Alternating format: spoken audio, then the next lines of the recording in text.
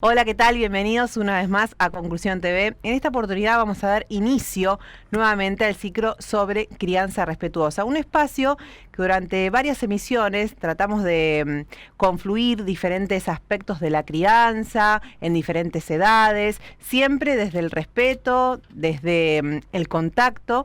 Por eso nos parecía conveniente seguir con estas emisiones y en esta oportunidad vamos a estar con la fonoaudióloga María Fernanda Gómez y con ella vamos a estar hablando de la disfluencia fisiológica. ¿Cómo andás? Hola, ¿cómo estás? Bueno, primero que nada quiero agradecer por el espacio nuevamente. Bien. Por haberme invitado otra vez. Bueno, muchas gracias. En su momento ya en el ciclo sobre crianza habíamos estado hablando sobre el lenguaje o el lenguaje tardío y hablando un poquito fuera del aire, me comentabas que esto es recurrente en las consultas. Contanos un poquito sobre qué trata. Sí, últimamente, el mayor número de consultas que he tenido yo en consultorio, y por lo que he también intercambiado con algunas colegas, es la preocupación por la aparición, entre comillas, tardía, ¿sí? de la posibilidad comunicativa a través de la palabra. Y, como te había mencionado por fuera de este espacio, la preocupación por la aparición de ciertas trabas al momento de empezar a hablar, digamos, ¿no? Entre los 2, 3 años más que nada. A lo largo de las consultas, por ahí lo que se puede identificar o por qué aparecerían más cantidad de este tipo de consultas, tendría dos hipótesis, digamos, que también son compartidas con colegas. Un poco es que hay más información, por un lado, entonces eso habilita que haya más consultas oportunas de niños que realmente necesitan un trabajo clínico. Y por otro lado también al haber más información hay más estados de alerta, entonces por ahí consultan familias que no lo necesitarían. Claro.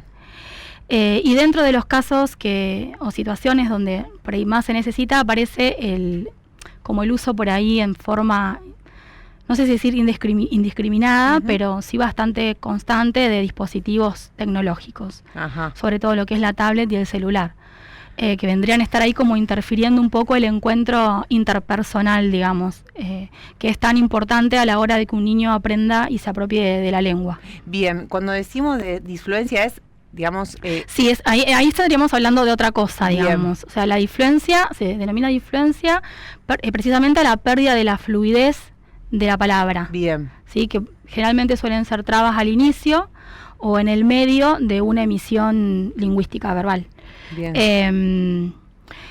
Se denomina fisiológica porque no estaría causada o ocasionada por una patología, sino que formaría parte del proceso de aprendizaje de la lengua, ¿sí? Claro, ¿y muchos niños y niñas la padecen? Es bastante frecuente que aparezca. Y bueno, también hay como, digamos, situaciones diferentes, ¿no? O sea, en algunos son más marcadas, en otros por ahí no. Lo que diferencia... ¿Es trabarse o repetir cierta palabra? Puede ser también que repitas, pero generalmente tiene que ver con una traba al inicio, como una cosa así, para arrancar, o en el medio, ¿sí? Por ejemplo, porque como quedar ahí en una misma expresión. Bien. A veces pueden ser que se repitan sílabas, o sea, el modo de aparición de esa traba, entre comillas, depende de cada niño. Y lo que la diferencia de una disfluencia patológica, por decirlo de alguna manera, es cómo eso afecta al niño. Bien. ¿Sí? O sea, por ejemplo, durante el proceso de aprendizaje, ¿por qué aparecerían las trabas? Porque está aprendiendo una función nueva que requiere mucha fineza de movimiento del sector orofacial, ¿sí? Por un lado, y eso tiene un soporte cognitivo, digamos. El niño tiene que poder, digamos, saber lo que quiere transmitir, y en ese poder transmitir va a usar los recursos que ya tiene, digamos, en relación a posibilidades de producción de fonemas, o sea, de los sonidos de la lengua, y la combinatoria por un lado, y de esos en una organización de una frase, y a veces eso va cargado, digamos, de un enunciado, o de algo que él quiere transmitir, con mucha carga emocional, emotiva, ya sea porque es algo positivo o no, o puede ser negativo, digamos. Entonces, todo eso puede hacer que el niño o la niña se trabe a la hora de hablar. Claro. ¿Sí? Yo siempre comparo que es un poco como cuando aprenden a caminar, digamos. Cuando están aprendiendo a caminar, se paran, dan unos pasos, se caen, se vuelven a parar, hasta que logran perfeccionar ese modo de andar. Claro, y también digo, esta cuestión de que siempre tratamos de de resaltar el tema de crianza respetando los tiempos es la no comparación, ¿no? Porque muchas veces se cae en la comparación de las nenas hablan antes que los nenes, o uno habla más, uno habla menos, el mío no se traba, el tuyo se traba. Digo, todas esas cuestiones que a la hora de criar a las madres y a los padres pueden caer en esta cuestión de ansiedad de querer que el niño o la niña hable con fluidez. Sí, el tema de la ansiedad, ahora que lo traes, es bastante importante porque, digamos, a ver, quiero ordenarme. Sí. En la diferencia fisiológica, como yo decía antes, esto aparece como algo natural y lo que hace una diferencia es que el niño no lo percibe, no lo vivencia como algo traumático. Bien. O sea, se traba, sigue adelante, a lo mejor se vuelve a trabar o no, pero sigue adelante. Esto no genera ni evitación de la mirada, ni aumento del tono muscular, ni sudoración, ni tensión en la zona de la cara, ni evitación del acto comunicativo, o sea, del acto de habla. El niño lo toma como algo natural, o sea, ocurre. Volviendo al ejemplo de caminar, se tropieza, se para y sigue caminando, ¿sí? ¿Qué pasa? Muchas veces lo que genera esa traba del niño en el entorno es lo que puede condicionar que se instale, ¿sí?, una situación por ahí más difícil después de revertir. ¿Por qué? Buen punto. Porque si el adulto, digamos, a ver, en un encuentro, cuando un niño se traba en un encuentro con otro, ¿sí? Y en ese encuentro con otro, ambas partes intervienen en la producción. O sea, yo hablo, vos me esperás, vos, cuando yo termino de hacer la pausa, vos iniciás, yo te espero, nos miramos, ¿sí? Seguramente es algo que yo digo, genera un gesto en tu cara, y yo todo eso lo voy a ir percibiendo, ¿sí? Y los niños y las niñas perciben mucho más puramente, digamos, todo lo que es lo gestual, corporal y la mirada. Entonces, si el trabarse de ese niño o esa niña, que de momento forma parte de un proceso de aprendizaje, genera en el adulto ansiedad, vergüenza, incomodidad, seguramente de manera inconsciente, o sea, no porque quiera hacerlo, lo va a transmitir. Claro. A lo mejor bajando la mirada, frunciendo el ceño, tensionando su cuerpo, a veces interrumpiéndolo y diciendo, digamos, lo que el niño quiere decir porque no soporta la traba. Entonces todo eso empieza a generar, digamos, encuentro tras encuentro, situaciones que generan tensión en el niño y hacen que se siga trabando, digamos. Claro. ¿Sí? Entonces me parece importante, ¿qué no debemos hacer? ¿Qué no debemos hacer? Lo primero que no debemos hacer es interrumpirlo, ni quitar la mirada, ni apurarlo, ¿sí? O sea, lo que tenemos que hacer es esperarlo. Y a veces en los encuentros por ahí con familias que están atravesando estas situaciones, bueno, ¿vos qué harías si un adulto se traba? O sea, no lo vas a interrumpir, no vas a decirle algo, no le vas a decir tranquilo, respirá, eso también. O sea, a veces uno por querer ayudar, si el niño está muy trabado, como que lo mira y dice, bueno, tranquilo, esto va a pasar. Y en verdad lo que estamos haciendo cuando pedimos tranquilidad y que pare y que respire, es marcarle que hay algo que está pasando, que no está bien, y que tiene que reordenarlo.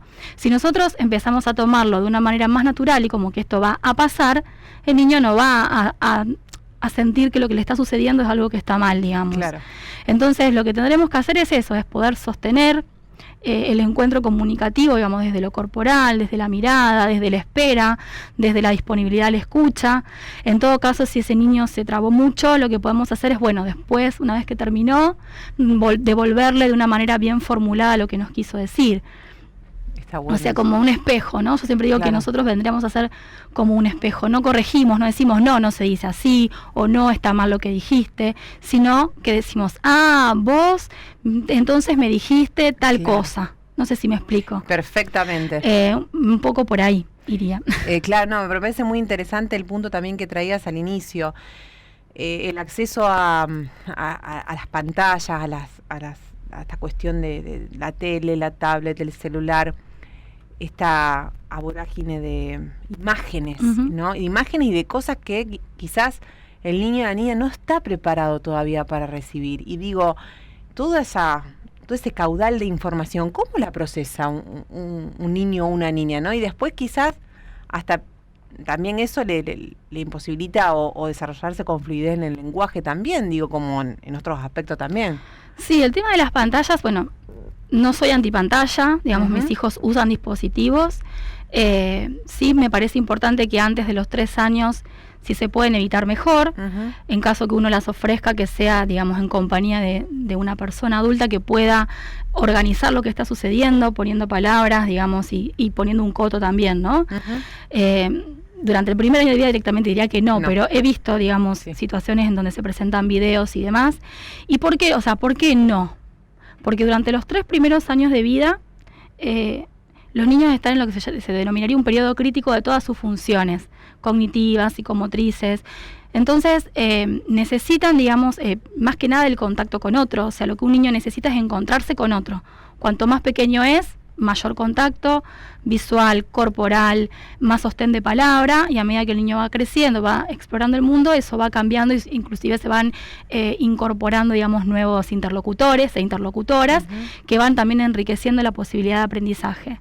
Y el modo natural de todo niño y niña de aprender todo, digamos, todo lo que acontece a lo que va a ser también después la vida adulta y todo lo que es desarrollarse como un sujeto, requiere del intercambio con otro, de un otro activo, digamos, que sea un espejo, precisamente, digamos. Realmente somos un espejo, porque apenas nacen ellos se van a ver reflejados en nuestros ojos, verdaderamente, digamos, o sea, nuestra pupila. Y en relación a eso también va a haber una devolución de sonrisas, de mirada, de palabras que le van a decir que estamos contentos de encontrarnos con ellos. Entonces también vamos a hacer un espejo en la medida en que vamos a poder devolver de una manera organizada palabras que a lo mejor al principio no tienen mucho sentido o están desordenadas. Vamos a ofertar un mundo, digamos, también anticipándolo, ordenándolo.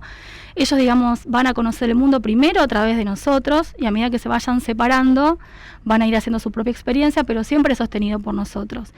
Cuando aparece un dispositivo celular, sobre todo el gran problema para mí, o sea, el mayor problema para mí es el niño en soledad con una pantalla. Sí, y cuanto más chica es la pantalla, peor es.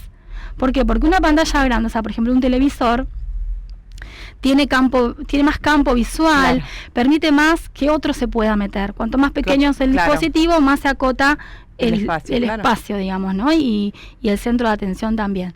Eso por un lado. Después, el hecho, digamos, de que el niño esté solo ante una pantalla, primero que hay cosas que no sabemos qué es lo que va a estar viendo.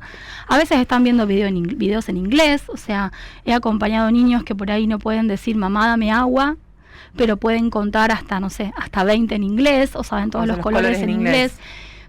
Que no está mal aprender una segunda lengua, pero precisamente, o sea, una segunda lengua. Claro. Lo que un niño necesita primero para constituirse como un sujeto es la lengua materna, que tiene que ser donada desde el amor por la persona que lo materna, que puede ser, o sea, quien cumple la función materna, ¿no? Bien. Puede ser la madre, puede ser el padre, puede ser la abuela, quien esté ahí, digamos, sosteniendo en función de cuidado, amor y sostén, va a ser quien le va a donar la lengua. Exacto. Me parece muy interesante también lo que decías, el tema de la espera, de la ansiedad. Digo, ¿cuándo es pertinente hacer una consulta a algún profesional en torno a esta cuestión de no fluidez en el habla? En relación a la no fluidez, si tienen 2, 3 años, generalmente yo suelo pedir que esperen un poquito, pero también depende de las características de esa traba. O sea, primero, depende de cuánta ansiedad genera en la familia, porque si tenemos una familia que ver que su hijo o hija se traba genera mucha ansiedad, más vale hacer una consulta, porque la consulta alivia. Claro. Y como yo siempre digo, las consultas con las fonos no son invasivas, no son intrusivas, siempre es a través del encuentro y del juego, entonces no le vamos a hacer daño. Claro. Por un lado, eso creo que es importante escuchar, digamos, cómo le resuena a la familia esto que está pasando. Eso por un lado. Por otro lado, si la angustia no es demasiada o la ansiedad tampoco y quieren esperar, en tanto el niño no manifieste una situación de angustia ante la situación o de tensión, se puede esperar un poco. Porque lo que termina de instaurar, digamos, a la diferencia como una patología es también en sí, digamos, cómo afecta al niño como interlocutor. Claro. ¿Se entiende? En la relación con el otro, digamos. En la relación con el otro y en la relación, sobre todo, del deseo de encontrarse con otro a través de la palabra. Claro. Hay una fonoaudióloga que se llama Juana Levin, que parafraseando, ahora no me acuerdo puntualmente el nombre de la persona que dijo la frase, pero ella, digamos, parafrasea a otra persona y dice que hablar es como jugar al tenis, digamos, ¿no? Claro. O sea, que es esto de un ida y vuelta. Un ida y vuelta, y que la pelota siempre tiene que estar en movimiento y fluidez. Y que en tanto el niño no se sienta afectado en su posición de sujeto activo y de jugador, digamos, podemos darle un tiempo. Ahora ya se aparecen muchas tensiones en la zona oral, se pone colorado, suda, evita la mirada. Puede aparecer todo esto o puede aparecer algún indicador de una manera sistemática, porque también lo que es un indicador es no solo si se traba, si eso genera tensión, sino la sistematicidad que eso tiene. Claro. O sea, si pasa muy seguido, si pasa todo el tiempo, ¿sí? A veces aparecen determinadas situaciones y después no. Digamos, hay que ver puntualmente la situación, pero cuando consultar, creo que el primer factor, motivo de consulta es si a la familia realmente le genera mucha ansiedad, porque a veces hasta, digamos, he tenido consultas a distancia en relación a esto, ¿no? De hablar y poder ir preguntándole a la familia cómo es la característica, y cuando uno dice, bueno, espéralo un poquito, vas a ver, y ellos pueden bajar la ansiedad, el niño de a poquito empieza a destrabar. Claro. Entonces, a veces, si hay mucha ansiedad o mucha angustia, más vale hacer la consulta y despejar. Ahora digo, a lo mejor no pienso desde la ignorancia que en torno a este tema, digo, quizás alguna de estas cuestiones no tratadas de la infancia pueden a lo largo o cuando son más grandes como florecer nuevamente o aparecer nuevamente, o no, o cuando ya pasa. No, si es en relación a la disfluencia, sí, generalmente, digamos, pasa. Uh-huh. Después te podés trabar, si es una diferencia fisiológica, ¿no? Sí, Estamos sí, hablando siempre de un niño que se traba en proceso de aprendizaje. Exacto. No ante una situación patológica. Ajá. Después te puede pasar como te dije yo antes, o sea, yo me pongo nerviosa y me trabo. Trabar, claro. Y me puedo trabar y me río y sigo hablando. Claro. Digamos. Todos nos trabamos y generalmente tiene que ver con si estamos nerviosos, si la persona que tenemos enfrente por ahí nos genera cierta intimidad, claro. O si la situación que vamos a vivenciar también, digamos, nos pone así como en estado más de alerta o de querer ser buenos hablantes. Claro. A veces cuando queremos ser buenos hablantes terminamos fallando, sí, digamos, porque genera mucha ansiedad. Entonces, o el querer hablar rápido para que se termine lo que estás diciendo. Claro, si estamos hablando de una situación, digamos, fisiológica, de una traba fisiológica, sí pasa. Pasa como cuando como cuando aprendimos a caminar, que nos caímos y seguimos andando, claro. Y después te podés tropezar con cualquier cosa, o cuando aprendiste a andar en bici, que te caíste, digamos, llevándolo a una relación de un acto motriz que es menos complejo todavía que lo que es el habla, ¿no? Claro. O sea, aparecería esta traba por momentos, inclusive a veces aparece entre los 2, 3 años y sigue estando, a lo mejor en menos cantidad, pero sigue estando hasta los 6, 7, puede ser que el niño se trabe de manera frecuente, digamos, sin tensión, sin evitación, sin modificación de su ser hablante, digamos. Claro. Bien, y digamos que después, pasado esa edad, sí es fundamental poder hacer una consulta más que nada. Sí, o a veces antes también. Claro. O sea, entre los 2 y los 7 también. Claro. Si nosotros vemos que esto genera mucha tensión en el niño, si genera evitación, o sea, por ejemplo, un niño que no quiere ir al kiosco a comprar algo, claro, o que o no evita quiere hablar, digamos, claro, para no trabarse. O que evita hablar en determinadas situaciones para no trabarse. Exactamente, hay que estar atento, digamos, a cómo el niño o niña se comporta, digamos, en esas situaciones. Claro, porque encima después, seguido esto, si son cada vez más grandes, después ya esta cuestión de interactuar con el otro, ahí sí ya puede llegar cuando son más grandes, o alguna cargada, o alguna cuestión que a los niños o a las niñas aún es más pesado todavía. Sí, y en relación, las instituciones no están del todo preparadas para eso tampoco. Sí, es digamos, un tema como para abordar aparte, el acompañar a un niño con cierta dificultad, sea cual sea, dentro de un espacio con pares y un marco institucional, digamos. Uh-huh.